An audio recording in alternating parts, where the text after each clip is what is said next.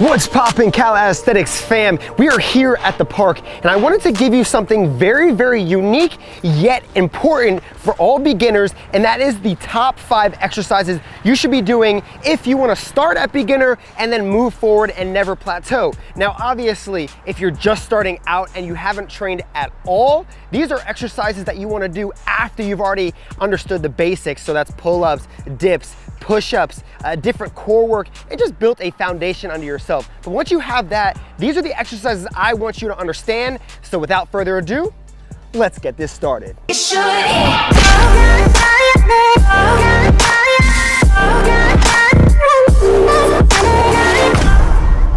The first exercise I want you to be doing if you are a beginner, and it's something that we incorporate in the Body Evo program, it is going to be the halfway muscle up. And the reason why I say halfway is because you're not really technically doing a full muscle up yourself, but you are going through the movement that will allow you to work the same muscles you would in a full muscle up. This is full upper body, okay? So you're really gonna have to tighten your core, which you should be doing at all times. And remember, tuck in that chin, neutral spine, big chest at all times, and focus on the technique at hand before you try and do too many repetitions. So we're starting off here. What you're gonna do is find a dip bar, find 2 chairs. You can probably do it on 2 chairs. It'll be a little bit more difficult, but you can. And what we're gonna do is make sure our thumb is wrapped under the bar here. We don't want it outside like this. Remember, your thumb is your strongest digit on your hand. Use it all the time.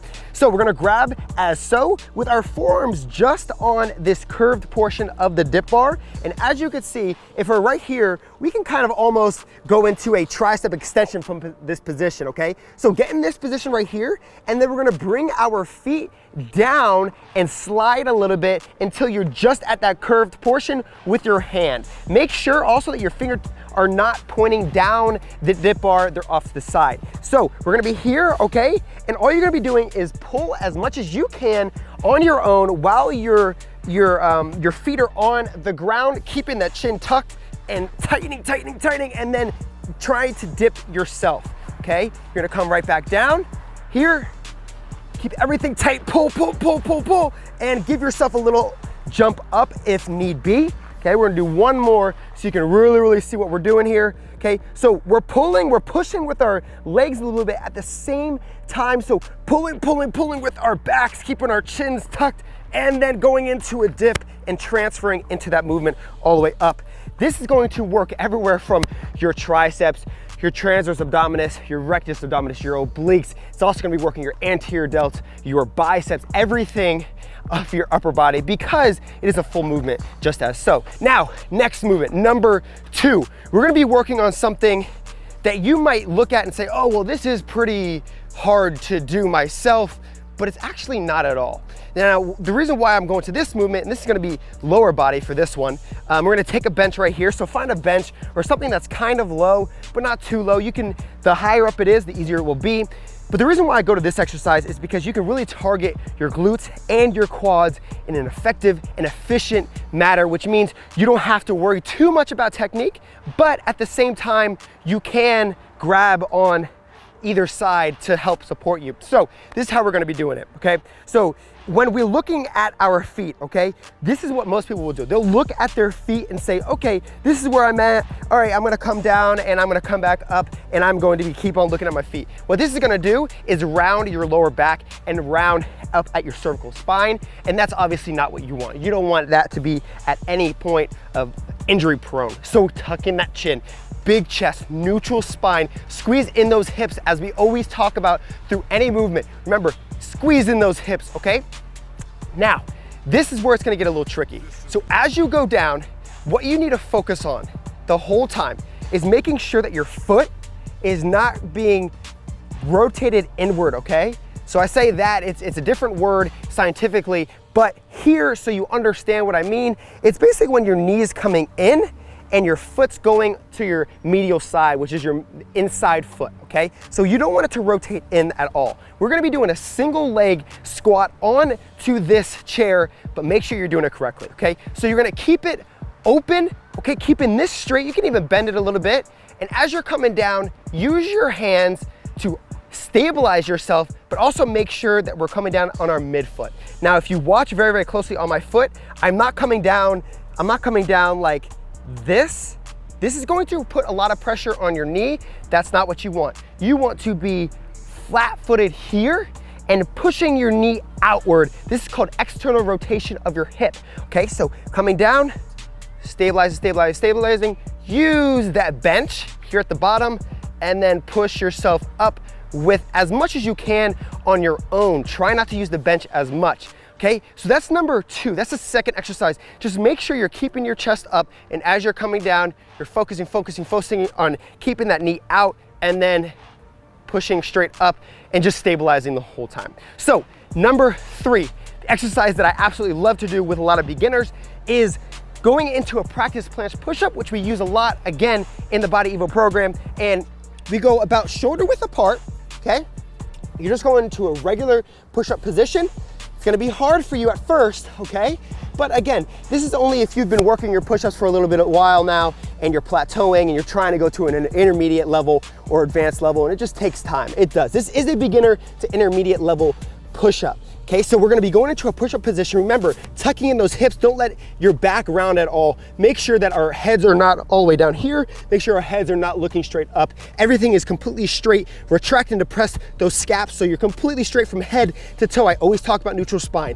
Now what you're gonna do is you're gonna just move forward and hold that position for 3 seconds and then come right back with your feet, okay? So all we're doing is we're pushing ourselves just a couple steps forward, really extending at those elbows and coming right back. What this is gonna be working is your upper pec and also your anterior delts a lot, all right? And if your wrists are hurting at all, remember, you gotta warm up before any of these movements. Just go ahead and rotate them outward just a little bit. This will help you a lot and really push away from the ground. So you wanna push, push, push, push, push as much as you can. One more time. Come all the way, a couple steps, tighten up, tighten up, tighten up. Hollow body, which means you wanna be away from yourself as much as possible. Think of taking your whole chest and pushing it towards the sky. You're not gonna be like this, right? You're going to be pushing away, away, away as far as possible, okay? So that is your 3rd exercise. Your 4th exercise, we're gonna come over here. Come over here to the pull-up area. Now, I was going to give you a different exercise than this, but I think this is extremely important when it comes to building overall strength. Your forearms are pretty much everything. They really are. So you have to focus on specific movements up here if you want to see incredible results throughout any other movement that you're doing upper body wise, okay? So your forearms, as I said, are so important to the whole movement. This is where it starts. If you can't grip something, how do you think you could do a lot more pull-ups? How do you think you can get a lot stronger with your handstands if you're trying to grip the ground? You can't. So what you're gonna do is try and grab a bar that is pretty thick.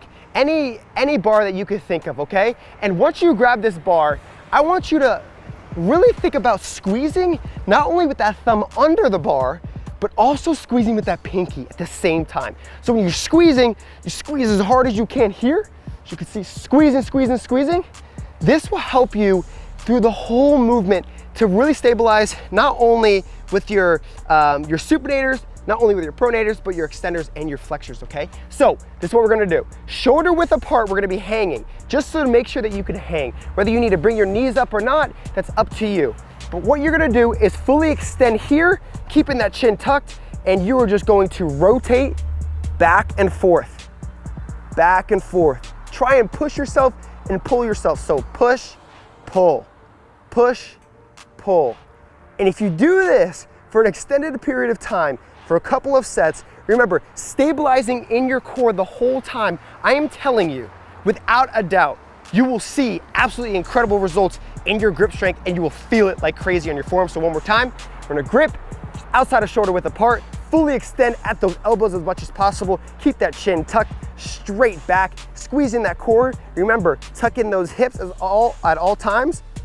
And here we are, pull, push, pull, push. And if it's too hard, you can't grip the bar because it's so big, go ahead and go to a regular pull-up bar, okay? So, the final exercise, move over here. This is very, very challenging. I love this movement just because it requires overall core strength. And the reason why we only did go over one lower body movement, is just because, you know, a lot of people have issues with their lower body when trying to do any of these, a lot of more interesting movements or unique movements, and they get out of whack. Just focus on your squats and focus on that movement, and you will see a lot better results. And I'll even give you a bonus movement after all of this, just so you could take something else away with you, not just one movement, okay? So we're gonna find a nice piece on this grass where I won't get my back all busted up because there's like, I don't know what there's like thorns down here. Okay, so we're gonna go on our backs, okay? We're just clearly on our backs. And all we're gonna do is make sure that our chin is tucked here.